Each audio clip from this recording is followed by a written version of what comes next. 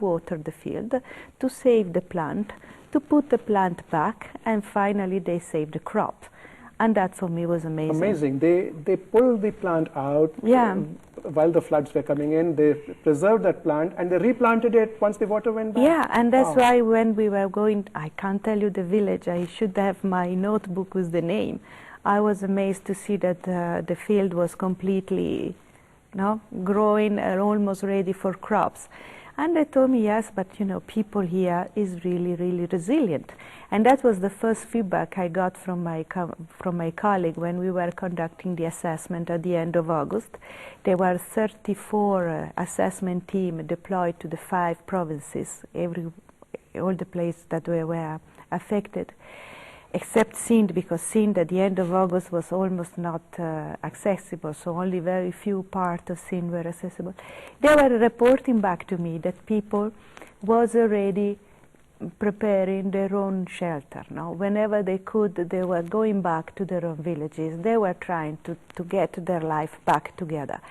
And that has been, and this is inspirational for our organization. But, what Stacey just mentioned, that the aim of the UN is that every family at least gets one warm room. How are you trying to achieve that? Yeah, this is what I was saying, that we have been observing what people is doing, and we are trying to support people's own effort. And this is the big challenge. And despite the fact that we have some direct assistance, that we try to focus on the most vulnerable. I mean, the people that have less capacity to recover by themselves, like widow, female-headed household, elderly, people with sickness. The rest of the community is involved, and we see that there is a need for awareness, for training, to improve also the capacity of Mason. There is a shortage of skilled people to be able to cope with the big task of the reconstruction, and we see how people is capable to do and to do by themselves. So the one-room shelter is, I would say, is a people strategy. Basically, we are helping them, we are supporting them. There are a lot of NGOs, there is other UN agencies, especially UNHCR, IOM, that they are providing and they are working on the same path. What we try to advocate more is to see how you can multiply the support that you give to the community to make them able to do it by themselves, and to understand and to be better prepared for other future disasters. So, Stacey, you keep sending us these fact sheets, and in fact they have been very helpful in making our stories. And your latest one, it talks about an estimated 20 million persons being affected, with 14 million in need of immediate humanitarian aid. Could you elaborate that a little bit? What kind of aid? Of course, we just talked about nutrition, about shelter, and Emmanuel talked about his area, but what, in general, what kind of help do these people need?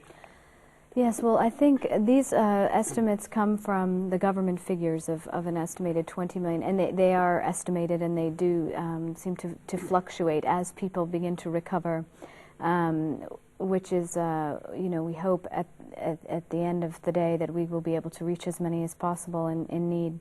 I think the main areas of focus do remain things that are critical to life-saving elements of this response, which are food, water, shelter, and healthcare. And I think that as we look at the needs, people are still very much, they cannot go home. They need to have food supplemented. They need to have health care. Many hospitals and health systems, in the same way the irrigation systems were destroyed, the hospitals were also affected and damaged. And so mobile clinics as well as refurbishment and could you touch a little bit on education, because the schools and colleges have been destroyed? That's right. So we have about 10,000 schools that have reported, estimated that have been damaged or destroyed. And through the agencies like UNICEF and Save the Children and others that work in education, and there's in this resource center they provide what is called temporary learning centers, or TLCs, that are now in approximately there's 1,328 that they're servicing almost 100,000 students. This provides children with a means to be able to continue their education in the camps. They're primarily set up in the camps in public buildings while they're in the midst of recovering before they can go home. Right.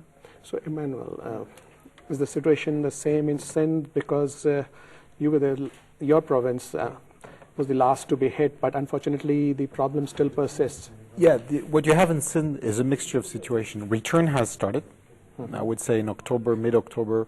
There was also a decision by the authorities to have the school vacated because the schools were needed to resume schooling activities. And in this regard, what we did with the authorities is sat with them and see we can accommodate these people in camps and move them from schools to camps. And we started doing this in soccer, but we did it also for people who wanted to return to their district of origin. However, some of them, and the majority of them initially, could not return to their homes as such because water is still their land is still inundated, flooded with water. And therefore we started creating these camps in districts of origin. Now these camps of course are not the ones that we had initially because we had more time. We did proper site planning, we did proper layout of the camps. That's part of the camp management which you That's part of the camp management. It's a combination of trying to solve it, find a solution for opening the schools again, bringing people closer to their point of final destination, the point of origin, which is the district. If they cannot go back home, then we offer them an accommodation, a tent and a package of non-food items, as we call them, or relief items. And of course, as soon as you have a camp properly set up, all the services in the camp, whether it's water, sanitation, food, health, etc., is easier to organize because you have a properly organized camp with a camp management structure. So there's an NGO often that we ask to take over the responsibility of the camp management. So they're in charge of organizing also the community, being in touch with the community, mobilizing the community to keep the camp clean, for instance, and have things kept in order. What you have is when people see that they can go back to their plot of land because the water has receded, then they're allowed to take their tent and bring it over there and pitch it if their house is destroyed, and they can first step reoccupy their land and then progressively have a temporary shelter which keeps them warm, but in the meantime they can start repairing. Okay, that's one side of it, but then you still have people in camps also who haven't moved. You have people who have returned to their villages but have no shelter or their home is completely destroyed. So you have a mixture of situation that is we need to address or Do you have analyze. A percentage of how many people or what percentage of the victims still remain in camps? The figures we have from the authorities is from PDMA basically is 500,000 would still be in camps, and they estimate that some 1.2 million people would have returned. Now there's a whole. Do you have a time period in which they are likely to return? Well, that's the big question, because I mean that's crystal ball. A lot of people thought that the camps initially would be set up for 1 month, and now we've been 3 months into the crisis. A lot of people are, some areas are fine. I mean, fine in the sense that water has receded, although everything is destroyed, but at least people can go back. Other areas, as my colleague was mentioning, the water, either the water will will be absorbed by the soil, or it will be evaporate. We're in the winter season, it's not as hot, so evaporation is not going to happen fast. The water table is very high, of course, because of the quantity of water that has, and so it's only by drainage that it can go, and there is, what has to go went, so it's going to happen very quickly, unless there is dewatering. There has been talks by the authorities to organize massive dewatering, pumping water basically out of some areas to put it elsewhere, so that at least the soil could dry. So the situation is still grim. But Truls, what aspect our audience has been worried about? Although initially there were a lot of doomsday scenarios being painted that a famine is likely to strike Pakistan, or at least the flood-affected areas. What is your opinion? We don't foresee a famine in Pakistan as a result of the flood.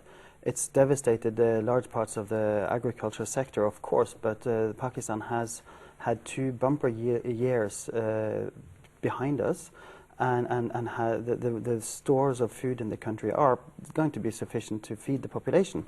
However, most of the people who are suffering from the flood are the poorest farmers who lost their means of income, and they can't afford to go and buy